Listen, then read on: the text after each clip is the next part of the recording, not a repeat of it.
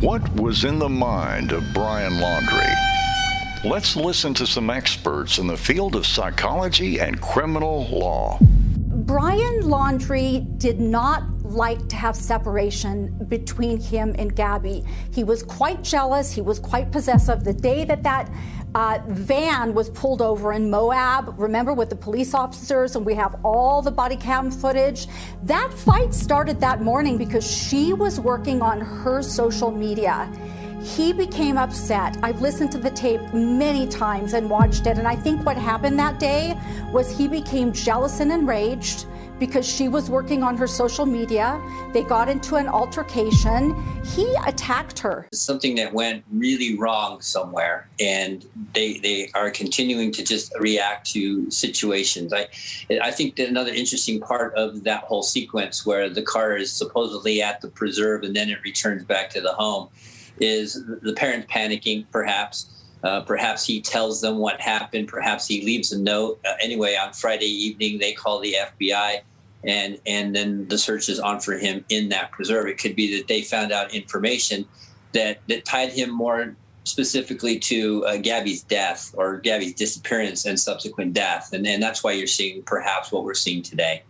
The construct of narcissism, we see here it's a personality trait characterized by being antagonistic, self-centered, entitled, and requiring admiration.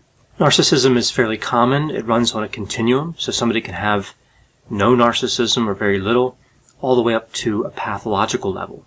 So a level that interferes with functioning, an extreme level of narcissism. Sometimes this can be diagnosed as a mental disorder called narcissistic personality disorder. Now, there are two types of narcissism, grandiose and vulnerable.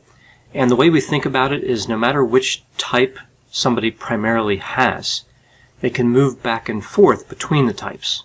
With the grandiose type, we see characteristics like being socially dominant, extroverted, arrogant, and resistant to criticism. This last one's going to be fairly important if we're talking about narcissistic rage. Grandiose is also called overt narcissism.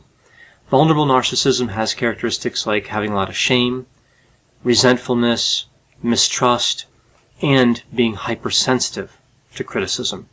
It's sometimes referred to as covert narcissism. So what is narcissistic rage? Well, this is an anger that we observe frequently with people who are highly narcissistic, including many of those who have narcissistic personality disorder.